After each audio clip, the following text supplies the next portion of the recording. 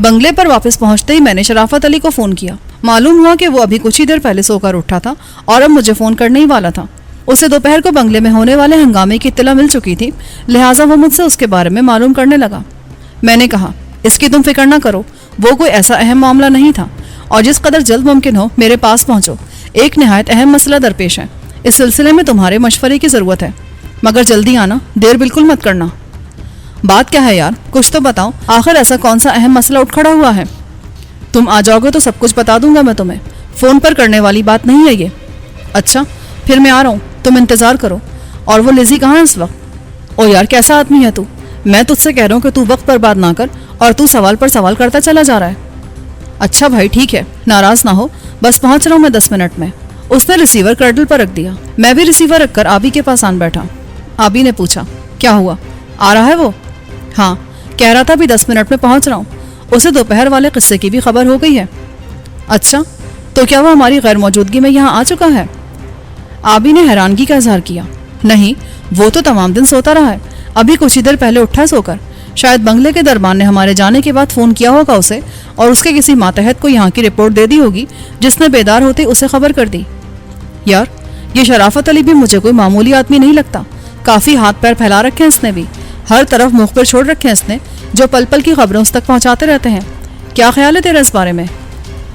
وہ ایک بین الاقوامی تنظیم کا اہم مہرہ ہے اور جانتا ہے کہ تنظیمیں کس طرح کام کرتی ہیں، چنانچہ اس نے مقامی طور پر اپنے معاملات کو بھی اسی طرح چلانا شروع کر دیا ہے۔ پیسے کی اس کے پاس کوئی کمی نہیں ہے، کام کرنے والے آدمی پیسہ ہو تو خود بخود کھچے چلے آتے ہیں۔ پیسہ اور تجربہ اس کا ہے، کام دوسرے کرتے ہیں اس کے لیے، پھر وہ باخبر کیوں نہ رہے گا؟ ہاں یار، ٹھیک کہتا ہے تو، ذہین اور سمجھدار لوگ تجربے سے فائدہ اٹھاتے ہیں، خود پیچھے جا کر دوسروں کو ڈھال بنا لیتے ہیں اپنے لیے۔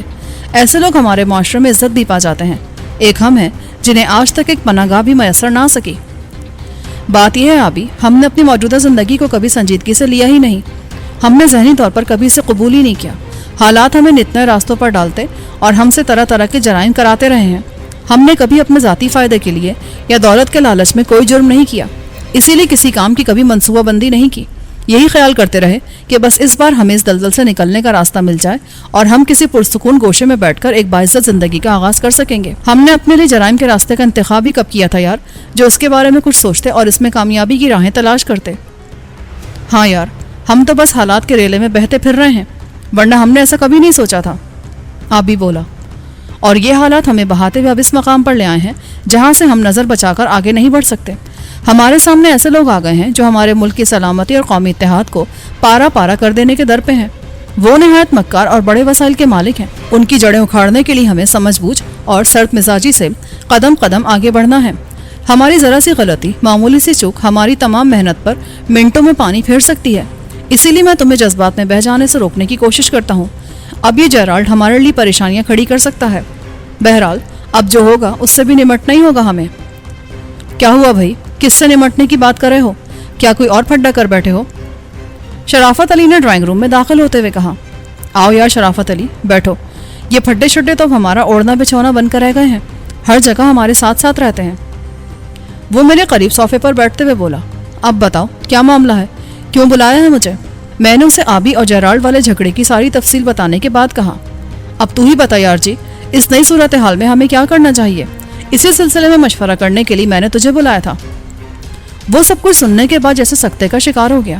کئی لمحے وہ ساکت بیٹھا مجھے تکتا رہا، پھر ایک لمبی سانس لے کر آہستہ سے بولا، یہ تو بہت برا ہوا یار جیلانی، بہت ہی برا۔ جیرالڈ، جسے کاروباری اور عوامی حلقوں میں الیگزینڈر کے نام سے جانا جاتا ہے، ان کا بہت ہی خاص آدمی ہے۔ یہاں ان کا سارا جائز اور ناجائز کاروبار، سارا لین دین اسی کے ذمے ہے۔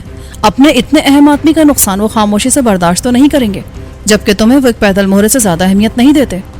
ہاں، یہ تو میں بھی جانتا ہوں، اسی لیے تو میں نے مشورے کے لیے تمہیں بلایا ہے۔ یہ واقعہ لزی کے سامنے ہوا تھا، اس نے کسی رد عمل کا اظہار نہیں کیا اس پر؟ شرافت نے پوچھا۔ کوئی خاص رد عمل ظاہر نہیں کیا تھا اس نے۔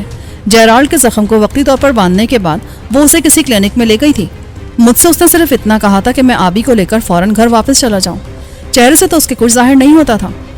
ایسا ہی ہوا ہوگا، اس کے چہرے سے کچھ اندازہ لگا لینا بے حد مشکل بلکہ ناممکن ہے۔ چہرے کے تاثرات چھپانے میں تو اسے ملکہ حاصل ہے۔ آخری لمحے تک وہ کسی کو پتہ نہیں چلنے دیتی کہ وہ اگلے لمحے کیا کر گزرنے کا فیصلہ کیے ہوئے ہے۔ آبی بولا، کیوں نہ ہم اس لزی کو بھی ٹھکانے لگا کے لاہور واپس چلے جائیں یہاں سے۔ یہ جھگڑے ختم ہو جائے گا سارا۔ نہیں بھائی آبی، ایسی کوئی بات سوچنا بھی مت۔ لزی کو ختم کرنے سے جھگڑا کبھی ختم نہیں ہو سکے گا، بلکہ اس کے بعد تو وہ تم دونوں کو ہر قیمت پر ختم کر کے ہی دم لیں گے۔ محفوظ تم دنیا کے آخری کسی گوشے تک بھی نہیں رہ سکو گے۔ بہتر یہی ہے کہ معاملے کو خوش اسلوبی کے ساتھ نمٹانے کی کوشش کی جائے۔ عجلت میں اٹھائے ہوا ہر قدم ہمیں بربادی کی طرف ہی لے کر جائے گا۔ شرافت نے اس کو سمجھاتے ہوئے کہا، اسی لیے تو تمہیں بلایا ہے یار، تم ہی کوئی تدبیر سوچو، میری سمجھ میں تو کچھ نہیں آ رہا۔ میں نے شرافت سے کہا، ایسا کرو، فی الحال میں تمہیں یہاں سے ایک اور جگہ منتقل کر دیتا ہوں، ایسی جگہ جس کے بارے میں میرے 2-3 خاص آدمیوں کے سوا کسی کو علم نہیں ہے۔ تم دونوں وہاں رہو اور میں لزی سے مل کر یہ جاننے کی کوشش کرتا ہوں کہ اگر جیرالڈ مر جاتا ہے تو تنظیم تمہارے خلاف کس حد تک جا سکتی ہے، اور اس کے بچ جانے کی صورت میں ان کا رد عمل کیا ہوگا۔ اس کے بعد ہی ہم کچھ سوچیں گے۔ ہاں، تمہاری یہ تجویز کچھ اچھی معلوم ہوتی ہے، لیکن تم خود کہتے ہو کہ ان کے وسائل لامحدود ہیں۔ پھر کیا وہ یہ نہیں جان سکیں گے کہ ہم کہاں ہیں اور کس نے ہمیں ان کی نظروں سے چھپانے کی کوشش کی ہے؟ انہیں اس کا علم ہو جانے کے بعد تمہاری پوزیشن کیا ہوگی؟ میں یہ پسند نہیں کروں گا کہ میری وجہ سے تم مصائب کا شکار ہو جاؤ۔ نہیں یار، میرا خیال ہے ایسا نہیں ہوگا۔ میں انہیں اپنے اوپر شک تک نہیں ہونے دوں گا۔ بس یہاں سے نکلتے وقت اس کا خیال رکھنا ہوگا کہ کوئی ہماری نگرانی پر مقرر نہ ہو اور وہ تعاقب کرتا ہوا تمہارے نئے ٹھکانے تک نہ جا پہنچے۔ اس کی اس بات پر مجھے اچانک فیروز کا خیال آ گیا۔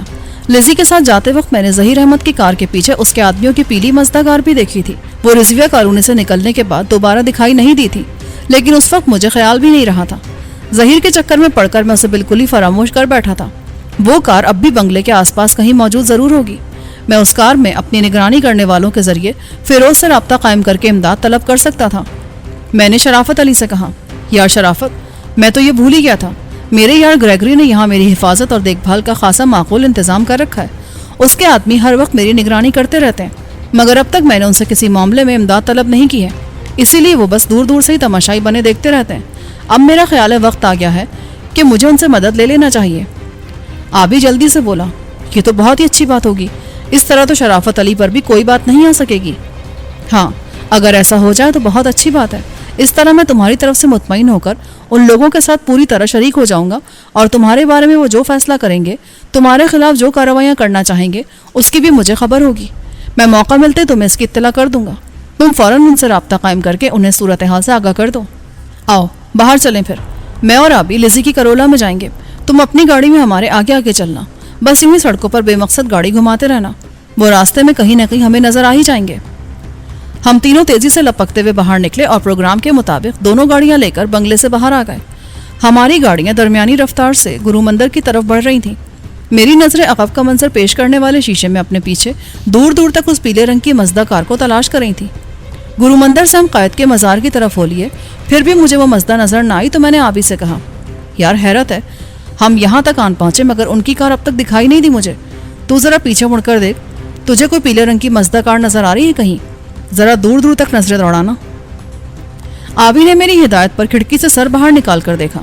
مزار قائد کے سامنے سے ہم گزر رہے تھے جب آبی نے مجھے بتایا، ایک پیلی مزدہ کار دکھائی تو دے رہی ہے مگر صاف طور پر سامنے نہیں آ رہی۔ بڑی بڑی بسوں کے درمیان کبھی کبھی بس ایک ہلکی سی جھلک دکھائی دے جاتی ہے اس کی۔ ٹھیک ہے، اس پرہجوم شارہ پر ہم اسے کوئی اشارہ بھی دیں تو شاید اس کو نظر نہ آ سکے، اس کے لیے کسی ایسی سڑک پر چلنا چاہیے جہاں ٹریفک کم سے کم ہو۔ میں نے شارع قائدین پر اپنی گاڑی موڑ لی۔ شرافت علی کی گاڑی ہماری گاڑی سے آگے تھی اور میں نے اسے موڑنے کے لیے اشارہ بھی نہیں دیا، چنانچہ وہ ایم اے جناح روڈ پر سیدھا نکلتا چلا گیا۔ اس نے اگر مجھے مڑتے ہوئے دیکھا بھی ہوگا تو اتنی مصروف سڑک پر اس کے لیے فوری طور پر شارع قائدین کی طرف واپس آنا کسی بھی طرح ممکن نہ تھا، اس کے لیے اسے ایک لمبا چکر کاٹنا ضروری تھا۔ شارع قائدین پر کچھ دور چلنے کے بعد میں نے اس مزدہ کو ادھر آتے دیکھ لیا۔ اسے دیکھ کر میں نے اپنی کار سڑک کے ایک طرف کر کے اس کی رفتار بہت سست کر دی اور کھڑکی سے ہاتھ باہر نکال کر مزدہ کو قریب آنے کا اشارہ دینے لگا۔ چند لمحے بعد ہی مزدہ کار میرے برابر میں آ گئی۔ میں نے اس کے قریب آتے اپنی کار کی رفتار بڑھا دی اور اس کے ساتھ ساتھ چلنے لگا۔ مزدہ میں 2 افراد بیٹھے تھے، ایک کار ڈرائیو کر رہا تھا اور دوسرا اس کے ساتھ والی سیٹ پر بیٹھا مسکراتی نظروں سے مجھے دیکھ رہا تھا۔ میں نے اسے مخاطب کر کے کہا، مجھے فوری طور پر فیروز سے ملنا ہے۔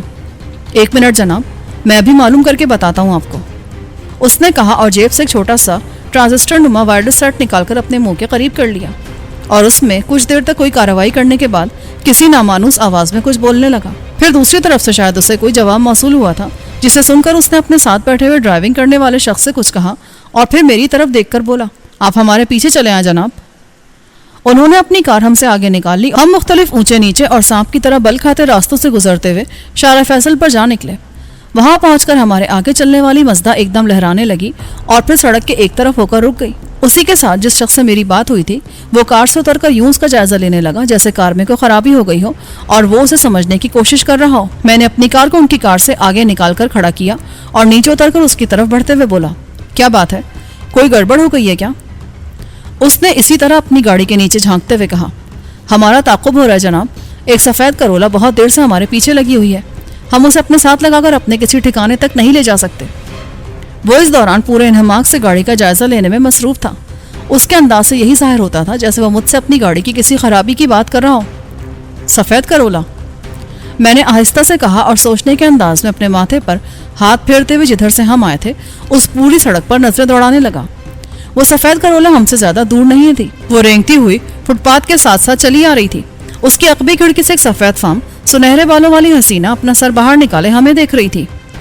یہ کون ہو سکتی ہے؟ کچھ جانتے اس کے بارے میں؟ یہ اس جرمن صنعت کار الیگزینڈر کی سیکرٹری ہے جناب.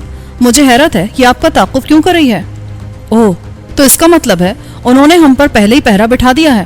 ہم نے فیصلہ کرنے میں دیر کر دی. کیا کوئی گڑبڑ ہو گئی ہے جناب, یا انہیں کسی طرح کا شک ہو گیا ہے آپ پر؟ زبردست گڑبڑ ہو گئی ہے یار. میرے دوست آبی نے الیگزینڈر کو شدید زخمی کر دیا ہے. پھر تو آپ کا ہر حال میں باس تک پہنچنا بے حد ضروری ہو گیا ہے.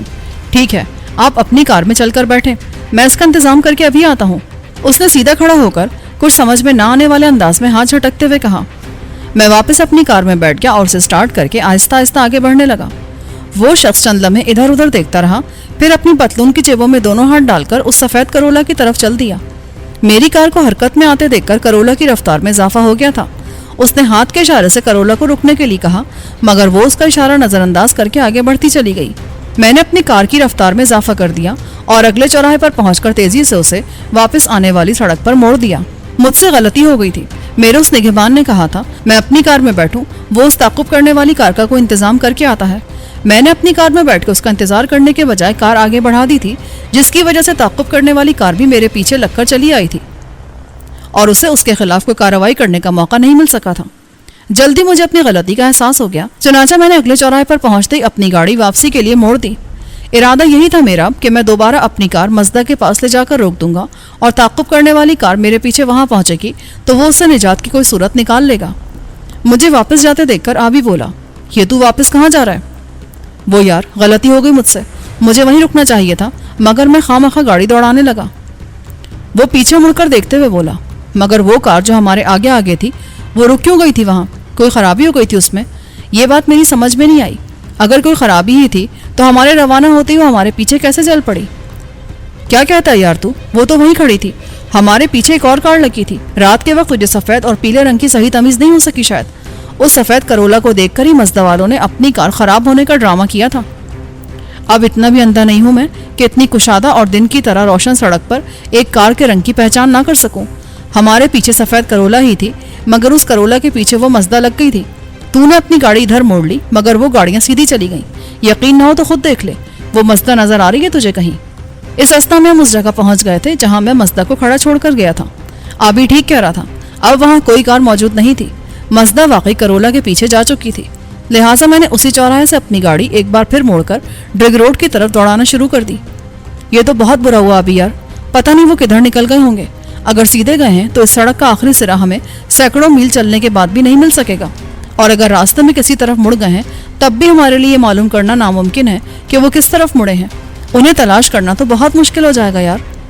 آسمان سے گرا کھجور میں اٹکا اسی کو کہتے ہیں بیٹا جی. اب رات بھر کراچی کی سڑکیں ناپتے رہو, شاید کہیں مل ہی جائے وہ, مگر اب یہ مقدر کی بات ہوگی. اگر آج کی رات خوار ہونا لکھ ہی دیا گیا ہے تو پھر اسے کون مٹا سکتا ہے؟ بکواس نہ کر ہر گھڑی, کبھی کو اچھی بات بھی منہ سے نکال لیا کر. ٹھیک ہے, میں منہ بند کر لیتا ہوں, تو سوچ اچھی باتیں اور دوڑاتا رہے گاڑی کو چاروں طرف. اچھا ٹھیک ہے, اپنی بک بند کر لے اور اس ساتھ والی سڑک پر نظر رکھ. اگر وہ واپس آئے تو ادھر سے ہی گزریں گے. میں سامنے دیکھ رہا ہوں, آگے کہیں رک کر وہ ہمارا انتظار کر رہے ہوں گے تو مجھے دکھائی دے جائیں گے. ٹھیک ہے, میں دیکھ رہا ہوں ادھر سے گزرنے والی گاڑیوں کو. ویسے مجھے آبی کچھ کہتے کہتے ایک دم چپ ہو گیا. کیا ہوا, چپ کیوں ہو گیا تو؟ کچھ یاد آ گیا تجھے؟ بس اب مجھے خاموشی رہنے دے, کچھ زبان سے نکل گیا نا تو خواہ مخواہ تیرا پارا چڑھ جائے گا. लगता है इस घड़ी शैतान का कोई हरबा कारगर नहीं हो रहा तुझ पर। जब तुझ जैसा शैतान मुझ पर मुसल्लत है तो उस इब्लीस की क्या मजाल जो काबिज हो जाए मुझ पर। कारसाज के करीब पहुंचकर मुझे अपनी कार की रफ्तार धीमी करना पड़ी, क्योंकि यहाँ हमारे आगे जाने वाली गाड़ियाँ बहुत सुस्त रफ्तारी से आगे बढ़ रही थीं। ऐसा मालूम होता था कि रास्ता बहुत तंग हो गया है, जिसकी वजह से गाड़ियों को गुजरने में खासी दुश्वारी पेश आ रही है। गाड़ियाँ जिस कदर आगे बढ़ती जा रही थीं, उनकी रफ्तार में कमी आती जा रही थी।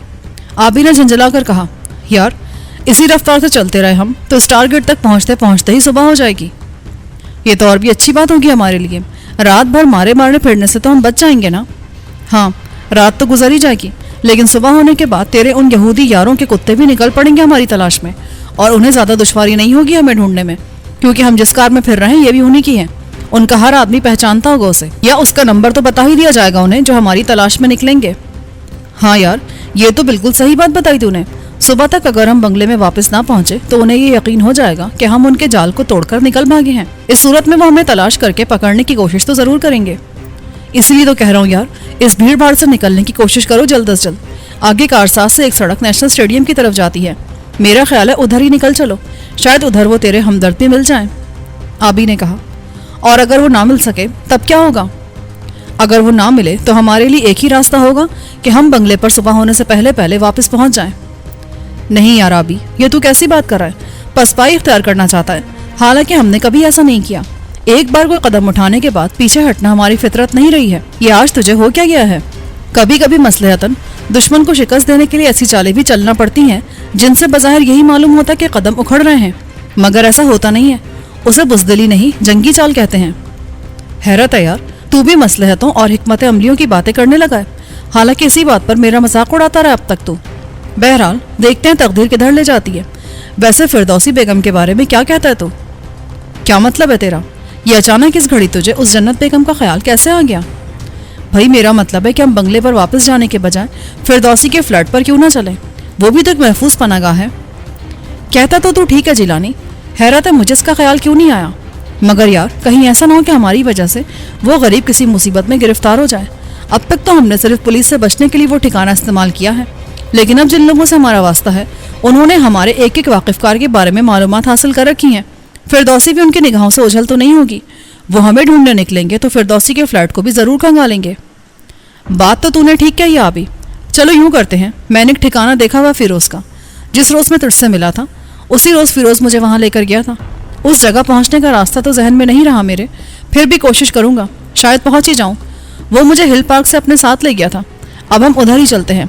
हिल पार्क पहुंचकर मैं उसी तरफ चलूंगा। मुझे उम्मीद है उस रास्ते पर पड़कर मेरा हाफिजा मेरी रहनुमाई करने लगेगा। उस जगह पहुंचने के बाद तो फिर मसला ही नहीं रहेगा कोई। इस दौरान हमारी कार कारसाज के उस सराहे पर पहुंच गई थी जहां से एक सड़क स्टेडियम को जाती थी। मैंने अपनी कार उसी सड़क पर मोड़ दी। उस तरफ मुड़ते ही मेरी नज़र सड़क के एक किनारे खड़ी हुई उस मज़दा कार पर जा टिकी जिसके बारे में हमारा ख्याल था कि अब दोबारा उसका मिलना मुश्किल है। उसे देखते ही मैं खुशी से खिल उठा। आबी ने उस कार को पहचान लिया था। वो बोला, ओए जिलानी, कुछ देखा तूने? वो पीले रंग की मज़दा यही है ना जो सामने खड़ी है? वो मज़दा जिस जगह खड़ी थी वहाँ ज़्यादा रोशनी नहीं थी, फिर भी हमने उसे बआसानी पहचान लिया था। मैंने अपनी कार मज़दा के बिल्कुल पीछे रोकते हुए कहा, हाँ यार, है तो ये वही गाड़ी, लेकिन कि यहाँ क्यों खड़ी है? ये बात मेरी समझ में नहीं आई।